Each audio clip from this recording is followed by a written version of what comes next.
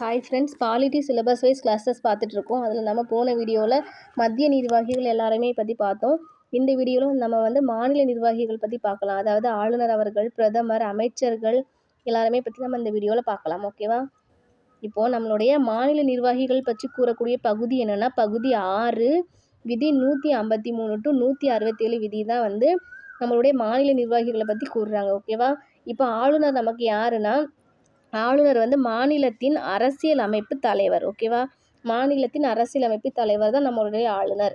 அதே போல் மத்திய அரசின் முகவர். ஏன் மத்திய அரசின் முகவர் அப்படின்னு சொல்கிறாங்கன்னா, அதாவது குடியரசுத் தலைவர் தான் நம்ம ஆளுநரை ஒவ்வொரு மாநிலத்துக்கு அவங்க தான் விருப்பப்பட்டு ஒரு ஆளை அனுப்பி வைக்கிறாங்க. அதாவது அவங்க தான் நியமனம் பண்ணுறாங்க. அதனால் அவர் ஒரு மத்திய அரசினுடைய முகவராக தான் நமக்கு இருக்கிறாரு. நியமனம் யாருன்னா குடியரசுத் தலைவர் அவர்கள் தான் நியமனம் பண்ணுறாங்க. அதே போல் தேர்வு முறை மறைமுகமாக தேர்வு. அதாவது இவங்களுக்கு ஆளுநரை பொறுத்த வரைக்கும் அவங்களுக்கு எலெக்ஷன்ஸ்லாம் எதுவுமே கிடையாது. குடியரசுத் தலைவர் தான் தேர்வு செஞ்சு ஒவ்வொரு மாநிலத்துக்கும் அனுப்பி வைப்பாங்க. சரியா? அதனால் அவங்களுக்கு தேர்தல் கிடையாது. அதே போல் விதி 154 என்ன சொல்லுதுன்னா, மாநிலத்தினுடைய நிர்வாக அதிகாரம் ஆளுநரிடம் உள்ளது அப்படின்னு சொல்கிறாங்க. ஓகேவா? 154 என்ன சொல்கிறாங்க? மாநிலத்தின் நிர்வாக அதிகாரம் ஆளுநரிடம் உள்ளது. விதி 153 என்ன சொல்கிறாங்கன்னா, ஆளுநர் ஒருவர் இருக்க வேண்டும் அப்படின்னு சொல்கிறாங்க. ஓகேவா? 155 ஆளுநரினுடைய நியமனம் பற்றி சொல்கிறாங்க. விதி 159 ஆளுநர் பதவி பிரமாணம் குடியரசுத் தலைவராக செய்யப்படுறார் அப்படின்னு சொல்கிறாங்க. ஓகேவா? அடுத்து விதி 161 மன்னிக்கும் அதிகாரம் உண்டுன்னு சொல்கிறாங்க. அதாவது அங்கே குடியரசுத் தலைவருக்கும் மன்னிக்கும் அதிகாரம் இருக்குது. என்னது? விதி 72. அப்போ விதி 72 குடியரசுத் தலைவரின் மன்னிக்கும் அதிகாரத்தை கொண்டுள்ளது. விதி 161 ஆளுநருடைய மன்னிக்கும் அதிகாரத்தை பற்றி சொல்கிறாங்க. அதே போல் குடியரசுத் தலைவர் எல்லாருடைய அதாவது அவங்க ஒரு தண்டனையை ரத்து பண்ணலாம். ஆனால் ஆளுநருக்கு அப்படி கிடையாது. இப்போ அவங்களுக்கு ஒரு 10 வருஷம் கொடுத்துருக்காங்கன்னா, இவங்க 1 வருஷம் 2 வருஷம் அதை குறைக்கலாமே தவிர, அதே இது இப்போ இவங்க ஆயுள் தண்டனைலாம் ரத்து பண்ண முடியாது ஆளுநர் அவர்கள். ஆனால் குடியரசுத் தலைவர் அந்த தண்டனையை ரத்து பண்ணலாம். ஆனால் ஆளுநர் அவர்கள் அந்த இயரை கம்மி பண்ண மட்டும்தான் முடியும். அதே போல் இராணுவ நீதிமன்றத்திலேருந்துலாம் அந்த கொடுத்த தீர்ப்புக்கு இவங்க எதுவுமே பண்ண முடியாது. சரிங்களா? ஆனால் குடியரசுத் தலைவருக்கு அப்படி கிடையாது. அப்போ குடியரசுத் தலைவரின் மன்னிக்கும் அதிகாரம் விதி 72, ஆளுநரின் மன்னிக்கும் அதிகாரம் விதி 161. ஓகேவா? தென் விதி 156 ஆளுநரினுடைய பதவி காலத்தை பற்றி சொல்கிறாங்க. ஓகேவா? 5 வருஷம் அப்படின்னு சொல்கிறாங்க. ஆனால் ஆளுநர் 5 இயர்ஸ் ஃபுல்லாக இருக்கலாம் தேவை கிடையாது. அதாவது குடியரசுத் தலைவர் நினச்சாங்கன்னா அவங்கள ஒரு 2 வருஷத்துலேயும் தூக்கலாம், அப்படி இல்லைன்னா ஒரு 6 வருஷம் கழிச்சு தூக்கலாம். குடியரசுத் தலைவர் நினைக்கிற வரைக்கும் இவங்க ஒரு மாநிலத்துக்கு ஆளுநராக இருப்பாங்க. சரியா? அடுத்து வயது அவங்களுக்கு 35 வயசு ஃபில்லாக இருந்தால் அவங்க ஆளுநராக அவங்க நியமிக்க முடியும். அப்புறம் விதி 163 என்ன சொல்கிறாங்கன்னா, மாநில அமைச்சரவை குழு ஆளுநருக்கு ஆலோசனை வழங்கும்.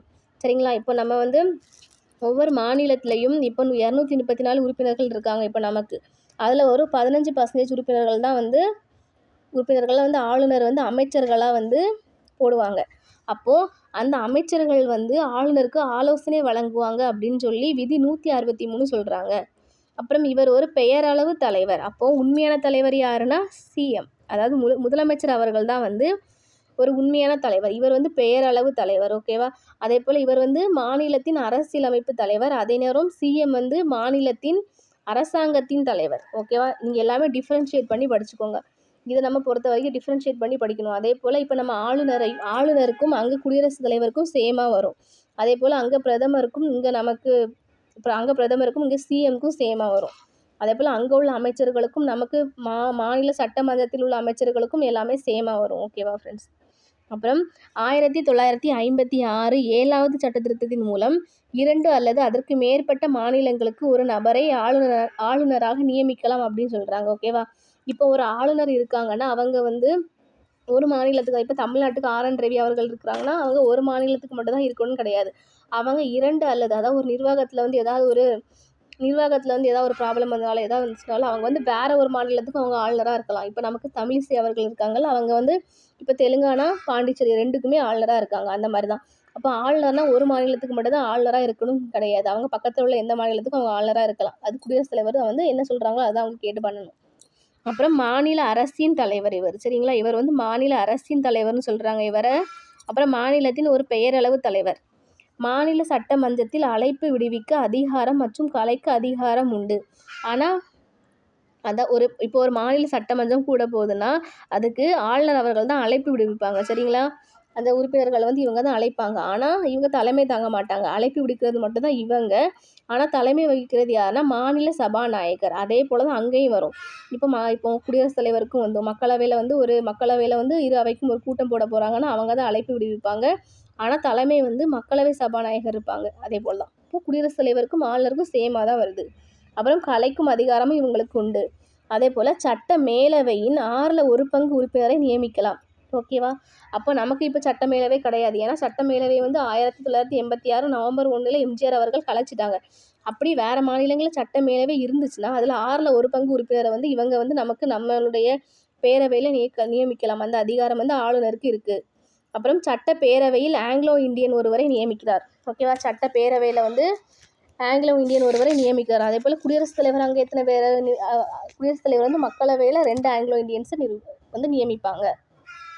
இந்த மாதிரி நீங்கள் கம்பேர் பண்ணி படுங்க. ஒவ்வொரு பாயிண்ட் படிக்கும்போது இங்கே ஆளுநருக்கு இப்படி வருது, அப்போது அங்கே குடியரசுத் தலைவருக்கு என்ன வரும் அப்படின்னு சொல்லி நீங்கள் ஞாபகப்படுத்தி பார்த்தீங்கன்னா ரொம்ப ஈஸி. அதே போல் விதி 213 அவசர சட்டம் இயற்றும் அதிகாரம். சரியா? அதே போல் குடியரசுத் தலைவருக்கு அவசர சட்டம் இயற்றும் அதிகாரம் என்னன்னா விதி 123. அப்போ குடியரசுத் தலைவருக்கு 123 அவசர சட்டம் இயற்றும் அதிகாரம் உண்டுன்னு சொல்லி, அதே போல் இவருக்கு என்னது ஆளுநருக்கு வந்து விதி 213 அவசர சட்டம் இயற்றும் அதிகாரம். ஓகேவா? இப்போ ஏதாவது ஒரு அவசரமாக ஒரு சட்டம் கொண்டு வராங்கன்னா இப்போ அந்த டைமில் வந்து மாநில சட்டமன்றத்தை கூட்ட முடியல. அப்போது அவர் வந்து இந்த விதி 213 யூஸ் பண்ணி அவர் ஒரு அவசர சட்டத்தை இயற்றிக்கலாம். ஓகேவா?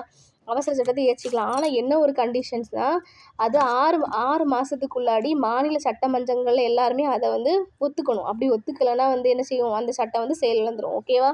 இதே போல் தான் நமக்கு 123லையும் வந்து குடியரசுத் தலைவருடைய அவசர சட்டம் வரும்.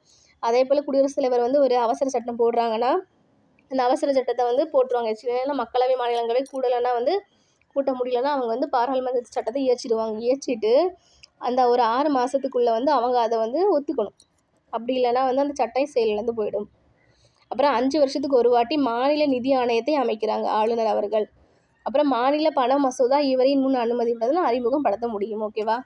அடுத்து இவங்க யாரெல்லாம் நியமனம் பண்ணுறாங்கன்னு பார்த்துக்கலாம். முதலமைச்சர், அமைச்சர்கள், மாநில தலைமை வழக்கறிஞர், மாநில தேர்தல் ஆணையர், இப்போ மாநில பொது பணியாளர் தேர்வாணைய தலைவர். இப்போது அங்கே வந்து என்னது யூபிஎஸ்சி, இங்கே வந்து நமக்கு டிஎன்பிஎஸ்சியோட பொது பணியாளர் தேர்வாணையம் இருக்குல்ல, அதை வந்து தலைவரையும் உறுப்பினர்களையும் இவங்க தான் வந்து நியமனம் செய்கிறாங்க. ஆனால் பதவி நீக்கம் யார் செய்வாங்கன்னா, அதாவது இந்த டிஎன்பிஎஸ்சியினுடைய தலைவரை மட்டும், உறுப்பினர்களை மட்டும் குடியரசுத் தலைவர் தான் பதவி நீக்கம் செய்யப்படுவார்.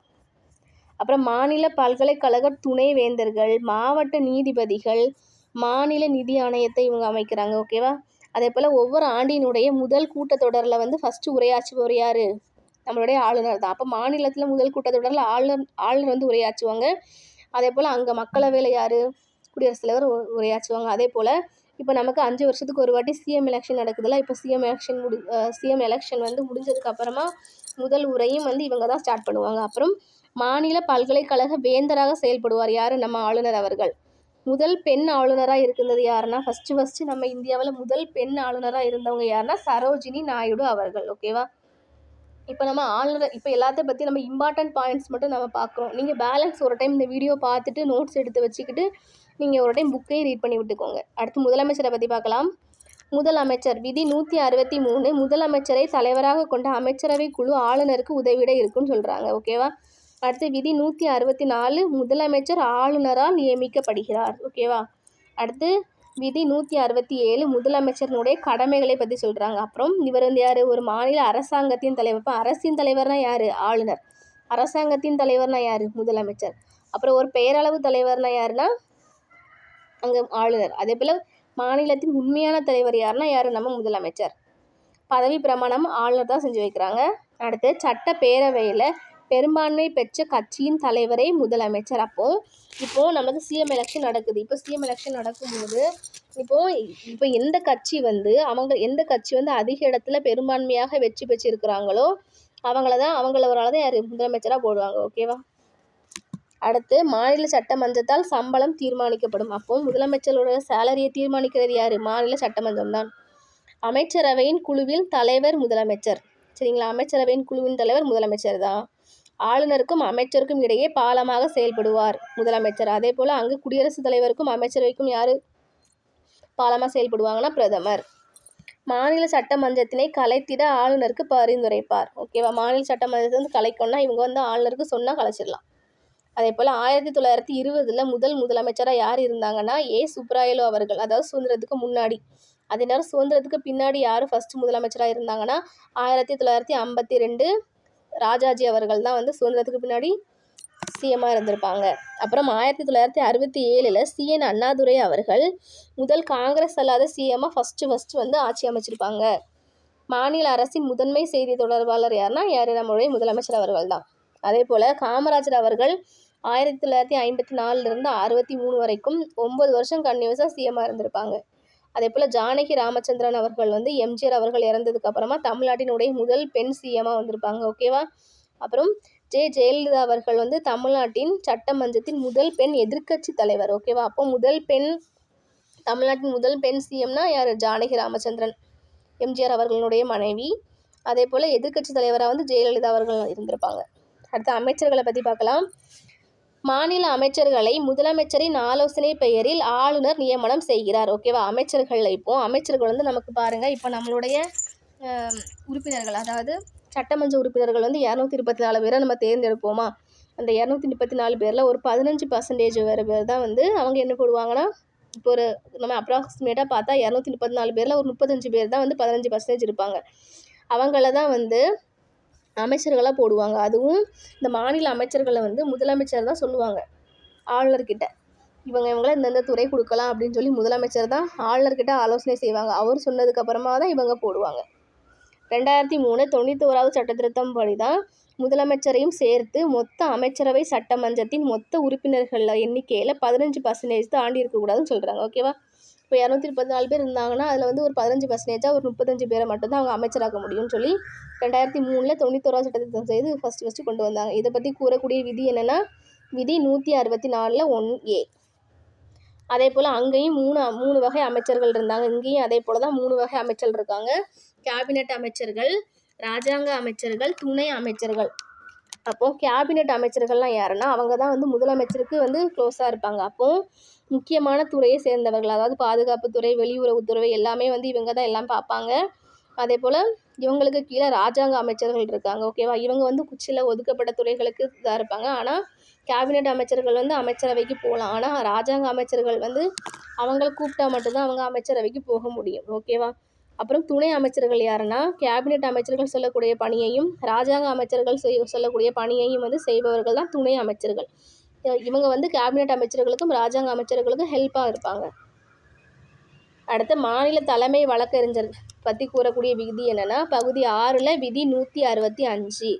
நீங்கள் விதியெல்லாம் வந்து நீங்கள் திருப்பி படிங்க. நீங்கள் விதியை பார்த்து பயப்பட வேண்டாம். விதியை திருப்பி படிங்க, நம்ம ஈஸியாக படிச்சிடலாம்.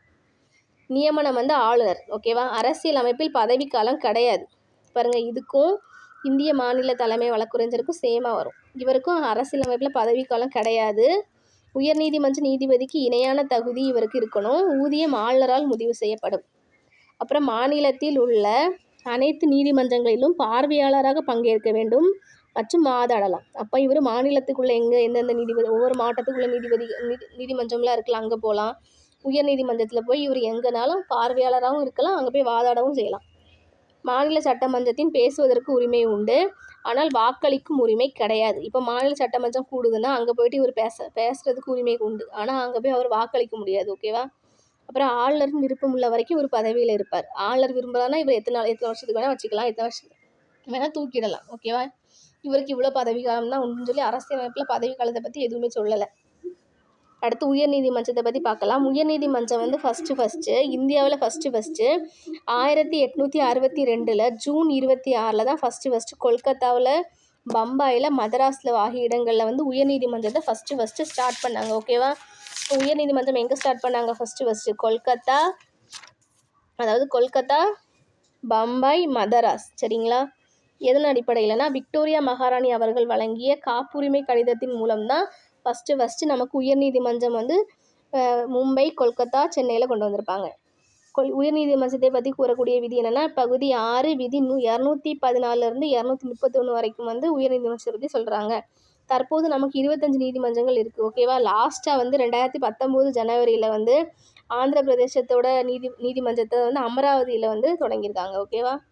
இப்போ லாஸ்ட்டாக கொண்டு வந்த நீதிமன்றம் என்னதுன்னா அமராவதியில் இருக்குது. 2019 ஜனவரியில் கொண்டு வந்தாங்க. ஓய்வு பெறும் வயது வந்து 62. அப்போவும் உயர்நீதிமன்ற நீதிபதியோட ஓய்வு பெறும் வயது 62. 1956 7வது சட்டத்திருத்தம் செய்து 2 அல்லது அதற்கு மேற்பட்ட மாநிலங்களுக்கு பொதுவாக நீதிமன்றம் அமைக்கலாம் அப்படின்னு சொல்லியிருக்காங்க. ஓகேவா. அதே போல் ஒரு நீதிமன்றம் இருக்குன்னா ஒரு மாநிலத்துக்கு ஒரு நீதிமன்றம் தான் இருக்குன்னு கிடையாது. இப்போ ஒரு நீதிமன்றம் இருக்குன்னா அது பக்கத்தில் உள்ள இன்னொரு மாநிலத்துக்கு சேர்த்து ஒரே உயர் நீதிமன்றமாக வச்சுருவாங்க. அதே போல் பாருங்கள், எக்ஸாம்பிளுக்கு நம்ம என்ன சொல்லலாம்னா பஞ்சாப், ஹரியானா, சண்டிகரில் வந்து ஒரு 3 மாநிலத்துக்கு சேர்த்து சண்டிகரில் ஒரே ஒரு உயர் நீதிமன்றம் மட்டும்தான் இருக்குது. அதே போல் ஒரு மாநிலத்தில் தான் உயர் நீதிமன்றம் இருக்கணும்னு கிடையாது. யூனியன் பிரதேசத்துலேயும் ஒரு உயர் நீதிமன்றம் இருக்கலாம். அதன்படி தான் டெல்லியில் வந்து யூனியன் பிரதேசம் தான், ஆனால் அங்கே ஒரு உயர் நீதிமன்றம் வச்சுருக்காங்க. அப்புறம் விதி 227 வந்து ஆலோசனை அதிகாரத்தை பற்றி சொல்லுது. சரிங்களா. அதே போல் குடியரசுத் தலைவருக்கு ஆலோசனை அதிகாரம் என்னது 143. அதே போல் இங்கே வந்து இவர் வந்து அதாவது ஆளுநருக்கு வந்து ஏதாவது ஒரு சந்தேகம் வருதுன்னா அவங்க உயர்நீதிமன்றத்தில் உள்ள நீதிபதிக்கிட்ட வந்து அவங்க ஆலோசனை கேட்டுக்கலாம். ஓகேவா. அதான் ஆலோசனை அதிகாரம் 227. அதே போல் குடியரசுத் தலைவரின் ஆலோசனை அதிகாரம் என்னதுன்னா 143. அப்புறம் வந்து அதே போல் உயர்நீதிமன்றத்தின் நீதி பேராணை அதிகாரம் வந்து விதி 226 இருக்குது. அதே போல் உச்ச நீதிமன்றத்தின் நீதி பேராணை அதிகாரத்தை பற்றி கூறக்கூடிய விதி என்னன்னா விதி 32. இப்படி நீங்கள் கம்பேர் பண்ணி படிங்க. அதே போல் நீதிபதி தகுதி 10 வருஷம் அவங்க உயர்நீதிமன்ற வழக்கறிஞராக இருந்திருக்கணும். இல்லைனா ஒரு 10 வருஷம் அவங்க வந்து நீதித்துறை பணியாளராக இருந்தாங்கன்னா அவங்க வந்து உயர்நீதிமன்ற நீதிபதி ஆகலாம்.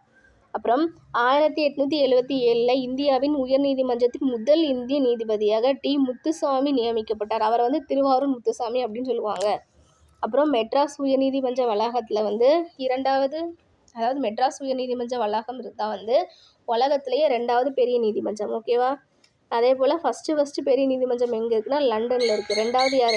நம்ம மெட்ராஸில் உள்ள உயர்நீதிமன்ற வளாகம் தான் உலகத்திலே 2வது பெரிய நீதிமன்றம்.